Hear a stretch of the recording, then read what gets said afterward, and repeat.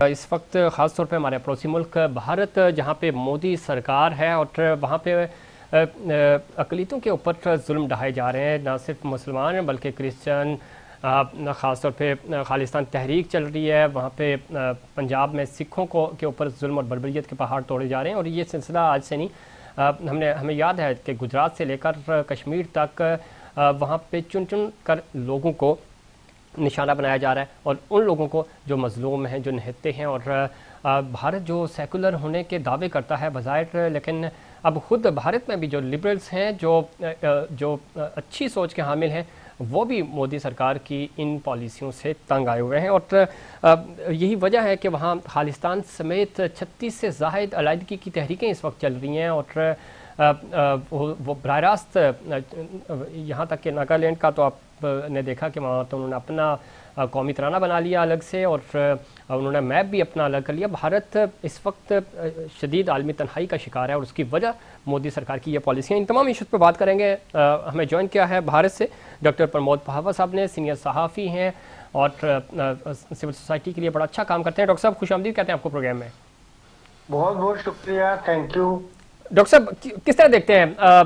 हम समझ रहे थे कि शायद सिर्फ कश्मीर या वहाँ पे जो मुसलमान आबादी है, क्रिश्चियन आबादी है, वही मोदी सरकार की पॉलिसियों से तंग है। अब तो पूरा भारत, और ज़ाहिर है वहाँ पे जिस तरह अलहदगी की तहरीकें चल रही हैं भरपूर किस्म की, माहौल बड़ा कशीदा है। और हालिया दिनों में हमने देखा कि खालिस्तान तहरीक के हवाले से भी, और पंजाब के जो हमारे सिख बरादरी है वहाँ पे, उनको ख़ास तौर पे टारगेट बनाया जा रहा है। क्या अपडेट्स हैं वहाँ की, और क्या सूरत हाल है पूरे भारत से? नहीं, आपके जो सवालात हैं, आपके जो भी इंक्वायरीज हैं जी, अगर ईमानदारी से देखें तो इन सब के जवाब 38 साल पहले आपके बाबा मुल्क मोहम्मद अली जिन्ना रहमतुल्लाह अलैह दे गए थे। बस धीरे धीरे हम लोग अब उसको समझ रहे हैं। ठीक। तो ये दरअसल इसको आप मजहबी जुनून से या मजहबी उससे मत देखें। अकलियतों के साथ दिक्कत है, अगर अकलियत ना होते तो फिर जी जी रूल कास्ट छोटे कास्ट के साथ होती, छोटे कास्ट ना होते तो फिर पड़ोसी के साथ होती।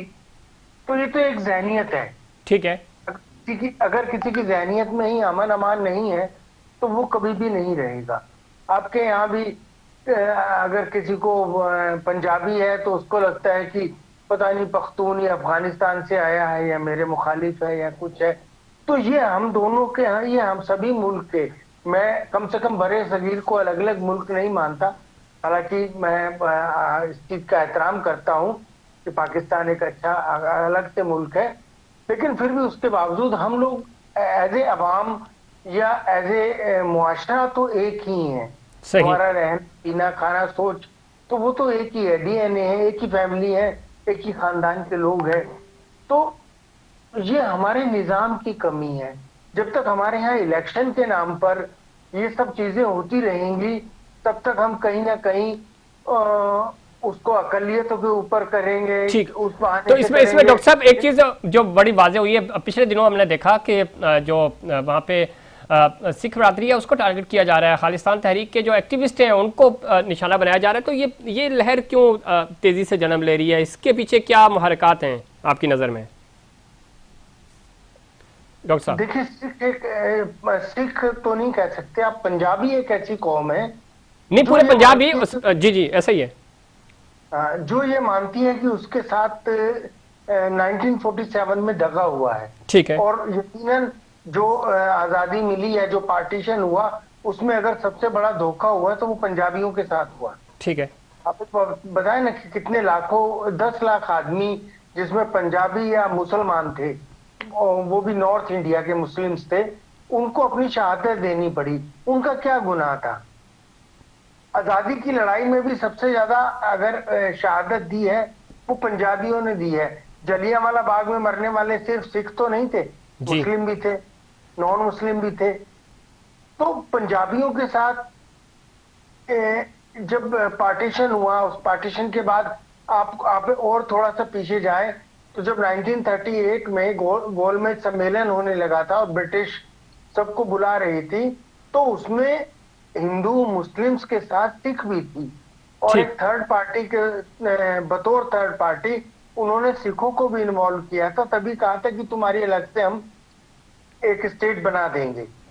लेकिन सिखों ने कहा कि नहीं, हम जो है इंडिया के साथ ही रहेंगे, हम नेहरू जी के, गांधी जी के, इन लोगों के ऊपर हम ट्रस्ट करते हैं। और मजे की बात है कि गांधी जी जो है वो इंडिया से ज्यादा ट्रस्ट जीना पे करते थे। ठीक।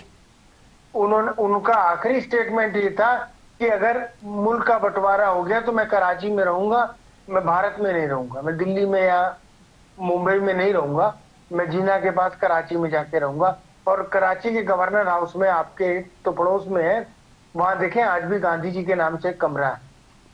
तो ये हम इस कंडीशन को और इस स्टेटस को छोड़कर हम बहुत, हमारी जहनियत इतनी नीचे आ गई है कि हमें अपने इलेक्शन जीतने के लिए, हमें अपने सियासी मुफाद के लिए सामने कोई ना कोई दुश्मन खड़ा करना पड़ता है। ठीक जो डॉक्टर साहब, दुश्मन, ये आपने बड़ी दुरुस्त निशानदेही की और इसमें कोई दो राय नहीं है। हमने देखा कि मोदी सरकार, ज़ाहिर है आपके प्राइम मिनिस्टर हैं, उन्होंने हमेशा ये सहारा लिया और इलेक्शंस जीते हैं। पंजाब की ज़्यादतियों की आपने बात की, सिर्फ पंजाब नहीं, भारत में ज़ाहिर है इस वक्त अलहदगी की तहरीकें चल रही हैं, तमाम लोग आप समझते हैं कि वजह सिर्फ मोदी है, उनकी जो ये पॉलिसियां हैं उससे मुतनफ़र होकर लोग मजबूर हो रहे हैं अपने अपनी अपनी जो अलग उनकी शनाख्त है और सदियों से वो शनाख्त है उसको बरकरार रखने के लिए। देखें ऐसा होता है, अपने हमाम में सब नंगे होते हैं। जी। सिर्फ इस हुकूमत के आने से ये हुआ कि हमाम का दरवाजा खुल गया। बतौर भारतीय शहरी, इख्तलाफ होते हुए भी मेरी मजबूरी है कि मैं वो सब अल्फाज और उतने खुले में नहीं कह सकता। जी। लेकिन ये तो हकीकत है कि बिना आग के धुआं नहीं निकलता। बिल्कुल। और ये 90 साल से या तकरीबन 100 साल से आज से नहीं, 1925 से जब से आरएसएस बनी है तब से ये लोग इसी को मानने वाले हैं। अब फिर उसके बाद जितनी भी हुकूमतें आई, सबने हिस्ट्री बदलते रहे, सब अपने अपने मुफाद के लिए हमारी सोच बदलते रहे, हमारे ख्यालात बदलते रहे। आप यकीन करेंगे कि 1925 में, नो सॉरी, 12 अगस्त 1947 में मास्टर तारा सिंह थे जी। पंजाब से, उन्होंने लाहौर की असेंबली की सीढ़ियों पर 25 से 30 हजार लोगों का एक जलसा मुनक्कद किया था। और उसमें उन्होंने कहा था ठीक है, पाकिस्तान बन गया तो बन गया, लेकिन हम अपनी जमीन जायदाद छोड़कर कहीं नहीं जाएंगे। आप मुझे बताएं कि मोहम्मद अली जिन्ना साहब ने एक बार भी अगर ये कहा हो कि मेरे यहां से अकलियत या गैर मुस्लिम मुल्क छोड़ के चले जाएं, उन्होंने कभी नहीं कहा। और आज भी मैं इस चीज का एहतराम करता हूं कि अकलियतों के और उनकी इबादत गाहों की हिफाजत के जितने अच्छे कानून और जितना अच्छा माहौल मेरी सड़क पार है, वो मेरे सड़क के इस तरफ नहीं। बिल्कुल दुरुस्त फरमारे डॉक्टर साहब, और यही वो फ़र्क है नज़रियाती तौर पे। ज़ाहिर है हमारे पास भी हिंदू कम्युनिटी है, क्रिश्चियंस हैं, और किसी भी मुकातिब फ़िक्र के लोग हों उनको अपनी इजाज़त है, मसाजिद में वो जाएं, अपनी इबादत गाहों में जाएं, किसी पे कोई पाबंदी नहीं है, वो अपनी मर्ज़ी से जी सकते हैं, रह सकते हैं यहाँ पे भारत में। हालिया दिनों हम देख रहे हैं, जिस तरह आप भी फरमा रहे थे कि बहुत ज़्यादा कुछ विजुअल्स आपने अपने चैनल पे भी चलाए, वो हम भी चला रहे हैं कि मसाजिद के ऊपर से आरएसएस के झंडे लहराए गए, कोशिश की गई, मीनार गिराने की कोशिश की गई, लोगों को चुन चुन कर जो मुसलमान हैं, अक़लियत में हैं, चाहे वो किसी भी इलाके में हों, तो उनको पकड़ पकड़ के मारा जा रहा है। तो ये सरकार, आरएसएस सरकार का एक अक्स नज़र आ रहा है हमें वहाँ पे डॉक्टर साहब।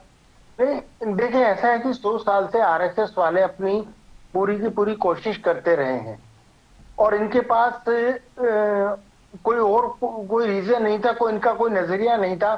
तो आखिरकार इन्होंने एक नजरिया वो खड़ा किया कि हम दूसरे मजहब वालों के एंटी खड़े होकर और हम शायद अपने लोगों को साथ किसी को जोड़ सकें। क्योंकि एजुकेशन में पीछे हो गए, सोच में पीछे हो गए, बेरोजगारी हो गई, तो जो बेरोजगार लड़के हैं, जो छोटे कहना चाहिए कैटेगरी है या लोअर क्लास कैटेगरी है, उन लड़कों को जब कोई काम नहीं मिला तो उनको 1500 देके चलो जुलूस निकलवा दिया और हंगामेबाजी करा दी। उस हंगामेबाजी में फिर क्या हुआ जी जी उसने बेहुरमती करना शुरू कर दिया, बदअखलाकी शुरू कर दी, क्योंकि इन लोगों के पास कोई नजरिया नहीं था।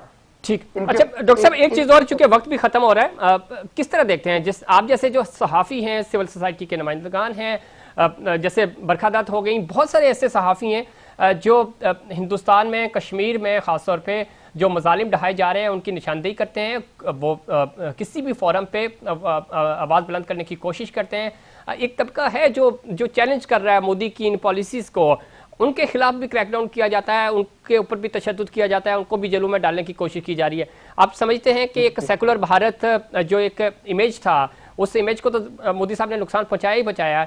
जो आप जैसे लोग वहां पे काम कर रहे हैं, जो इंसानियत के लिए काम करते हैं, जो कोशिश करते हैं कि जो जुल्म और सितम है इसको रोका जा सके, तो आपको किन मसाइल का सामना करना पड़ रहा है वहां पे?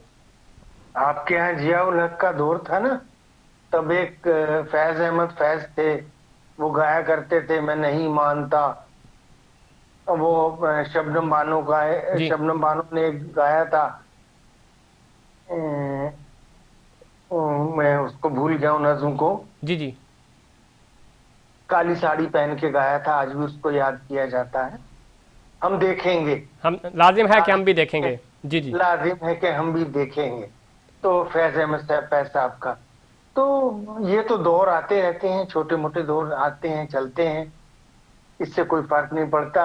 लाजिम है कि हम भी देखेंगे। लाजिम है कि हम भी देखें। बहुत शुक्रिया जनाब डॉक्टर प्रमोद फहावा साहब, भारत से आप हमें ज्वाइन कर रहे थे और आप बता रहे थे कि वहाँ पे मोदी सरकार की वजह से कितने जुल्म ढाए जा रहे हैं और ख़ास तौर पे जो अक़लीतें हैं और पंजाब टारगेट किया जा रहा है। इसके अलावा वहाँ जो अलहदगी की तहरीकें हैं भरपूर किस्म की चल रही हैं। उसकी वजह यह है कि मोदी की जो पॉलिसीज़ हैं, भारत दुश्मन पॉलिसीज़ हैं, उन पॉलिसीज़ के खिलाफ खड़े हो गए हैं लोग और वो अपनी शनाख्त, जो सदियों पुरानी शनाख्त है, उसको बरकरार रखने के लिए भारत से आज़ादी चाहते हैं। नाज़रीन, ये था हमारा आज का प्रोग्राम। उम्मीद करता हूँ दीगर प्रोग्राम्स की तरह आज का प्रोग्राम भी आपको पसंद आया होगा। मुझे और इनसाइड पाकिस्तान की पूरी टीम को दीजिए इजाज़त। अल्लाह निगहबान।